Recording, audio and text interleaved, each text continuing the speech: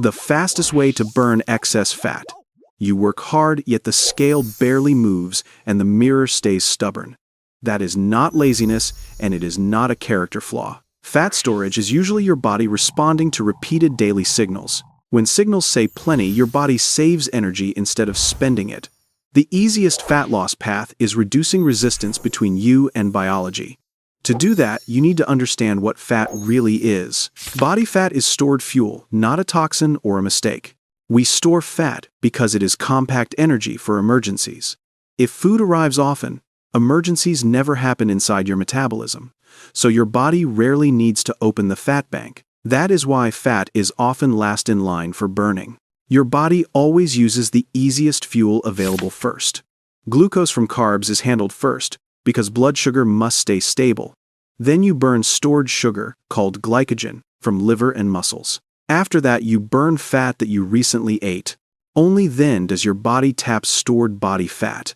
This priority system is automatic, not a willpower choice. It protects your brain from dangerous blood sugar swings. So if you snack all day, glucose keeps cutting the line. Fat stays stored because it is never urgently needed. Now we need to talk about insulin with clear language. Insulin is not evil, and you cannot live without it. Insulin acts like a key that helps fuel enter cells. It also tells fat cells to store and hold energy. When insulin is high, fat release becomes difficult and slow.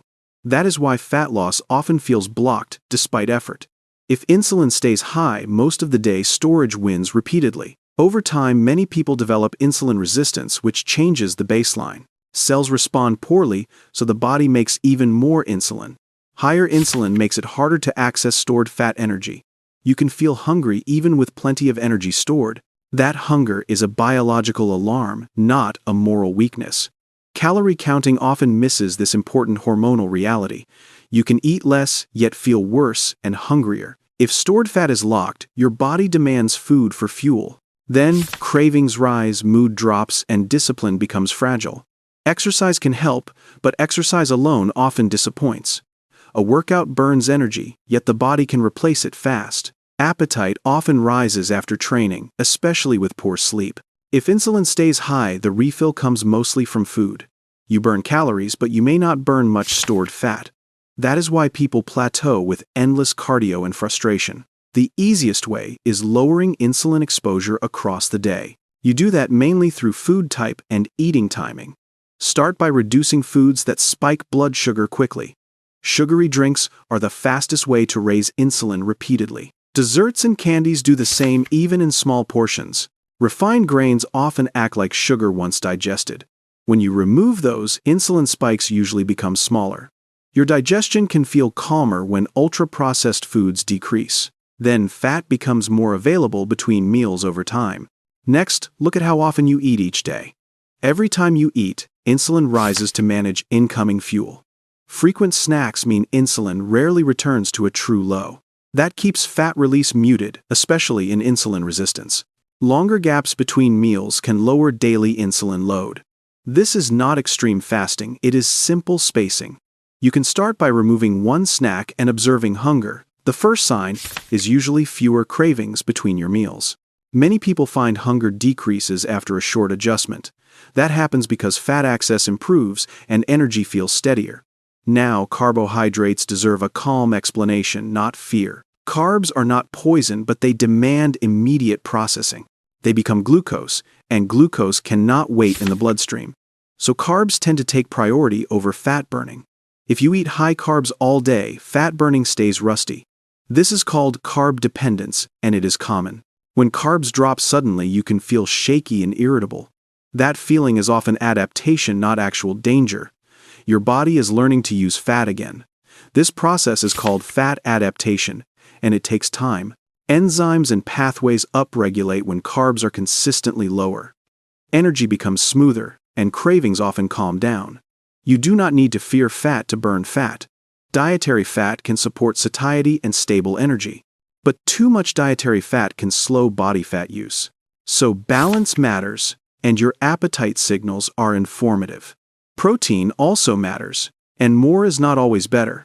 Excess protein can turn into glucose in certain conditions. Very lean meals can leave you hungry soon after eating.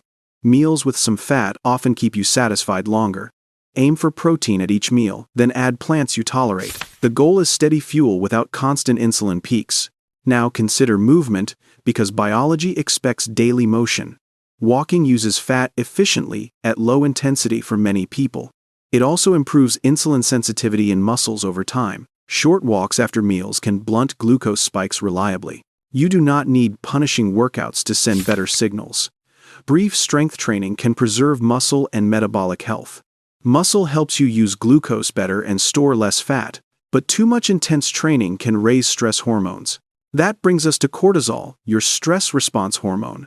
Stress tells the brain that resources may be unsafe. If your cycle is irregular, hormone shifts can change hunger signals. Your body responds by raising glucose for quick action. Insulin rises to handle that glucose and protect stability. If stress is chronic, insulin and hunger can stay elevated. Sleep loss makes this cycle stronger and harder to break. Poor sleep increases cravings and reduces impulse control. It also lowers insulin sensitivity the very next day. So sleep is not optional, it is metabolic therapy. The easiest fat loss plan protects recovery like a training block. Create a calm wind-down routine before bed. Dim bright lights and reduce stimulating screens at night. Keep your bedroom cool, dark, and quiet if possible. Now let us talk about electrolytes during metabolic change. When insulin drops, kidneys release more sodium and water. You may feel headaches, fatigue, or lightheadedness temporarily. Hydration and minerals can help you adapt more comfortably. A clinician can check labs if fatigue or dizziness persists. Salt, potassium, and magnesium support nerve and muscle function. You can get them from food or simple supplements cautiously. This is especially important if you sweat or exercise often. Now we return to the question of easiest fat burning. Easiest does not mean fastest, and it does not mean effortless. Easiest means your habits stop fighting your own chemistry. You reduce sugar, reduce refined carbs, and reduce constant snacking. You eat real meals that satisfy you for several hours. You move daily in ways your body can repeat. You add strength, but you avoid chronic punishment training. You protect sleep and you manage stress like a health skill. Over weeks, insulin baseline can improve and cravings can soften. Fat release becomes easier because the lock is less tight. Your energy steadies and meal spacing becomes natural.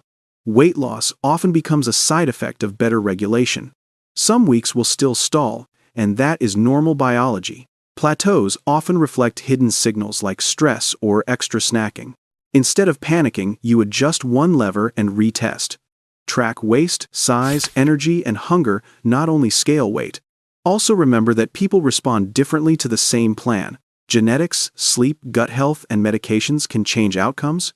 If you have diabetes or serious illness, get medical guidance. If you take insulin or sulfonylureas, changes can require supervision.